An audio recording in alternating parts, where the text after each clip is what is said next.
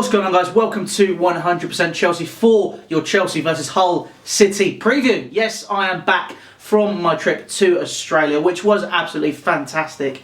You know, great to see some family, great to see some sights, and I got a tan. So, you know what? It's not too bad, but you know what? I'm not here to talk about that, but if you do want to see that, make sure you head across to the BEGOVIC. There'll be a link to it down in the description. I know it's a shameless plug, but you know what? Everyone does it at some point in their lives. But we are not here to talk about the BEGOVIC. We are not here to talk about my trip to Australia. We are here to talk about Chelsea versus Hull City, which is taking place this weekend. And you know what? While I was away, obviously, we played Stoke, Bournemouth, Spurs. I came back for Leicester, but you know, I wasn't feeling great, so I gave that one a miss. So I needed to obviously get my body back on time, you know, get rid of all the jet lag. So obviously this is the first game back, but in those games that while I was away, you know, I think we played okay. You know, other than Spurs, where I don't know, I kind of saw it coming quite a way away. I was saying, you know, it would make or break whether we would, you know, do well in that unbeaten run, or you know, we would fail to achieve what we should have done. What I'm talking about. We failed to achieve what we could have happened, you know, and breaking that record. But obviously we didn't do that. So it's not, you know, it's not something which is completely bad, but it's not pointless. It's a great achievement to reach the point that we did. But now it doesn't really mean anything. We need to focus on the league. We need to focus on what we're going to be doing in the league, FA Cup, and you know, try and get in the positions that we need to. But going into this game, obviously we come in off the back of a great win at Leicester. Marcus Alonso obviously scoring a brace, along with Pedro also scoring. You know, against Leicester, obviously against the champions, they haven't been playing well. And you know, we've punished them for it, and we've been punishing teams all season. It's a very much similar story with Hull. Hull have not been performing well this season. They're not bottom of the table. Fortunately, Swansea are.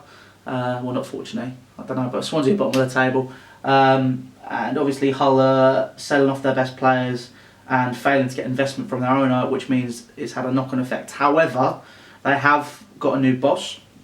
This new boss was said to be the new Jose Mourinho, the new, you know, all singing, all dancing, amazing new Portuguese manager. And it turns out, you know, he's had one game in charge, he's walked it, he's done really well with Hull. So we don't know how they could come out and how they could play. They could come straight out of the blocks, play really well and be a fantastic team, or they could come and we will absolutely obliterate them. I'm personally thinking we will obliterate them. I don't normally say, if you've been watching enough, I'm not confident going into games. I don't normally see us beating teams. I see us potentially maybe getting a draw or maybe getting a slight win. I don't really predict stuff. But I almost feel there's a certainty here with the way we've been playing, unless he somehow find a way to punish up with the players that they have at Hull City, which I'm going to be brutally honest, they don't have the players, considering they have Tom Huddleston playing at centre-half. I just think that we have more class, more pizzazz, we've got more going on at that club, and we've got better players anyway that can punish them. Obviously, I reckon the team is going to be exactly the same as it always has been. It's going to be, you know, 3-4-3, Courtois, David Luiz, Cahill, Azpilicueta as a front three. You have Marcus Alonso and Victor Moses as the two wing backs, along with Matic and Kante sat in the middle of the park. But you know, you've got front three of Hazard, Pedro, and you know, obviously there's been the whole story which we haven't covered of Diego Costa. I personally felt, you know, it's not really worth covering unless there's something that could have a huge effect on it. And obviously Costa was training on his own when he didn't travel to Leicester, but he seems to have come back into the squad. Everything seems to be fine, and it seems to have just been a whole song and dance created by the media. Granted, they could have been angling for a move, but for me it was always a case of he's trying to get a bigger contract. And that is currently the situation that Diego Costa's going through now, asking for a £300,000 a week contract via Jorge Mendes and between Chelsea Football Club and him. But it's probably going to be him starting up front for us against Hull. If he doesn't start up front, then we know something is going on, and there could be potential movement of him to China. But that seems to have been completely scuppered by a new rule in the Chinese Super League stating that, you know, Diego Costa won't be able to come because of a cap on foreign players that can come into the league.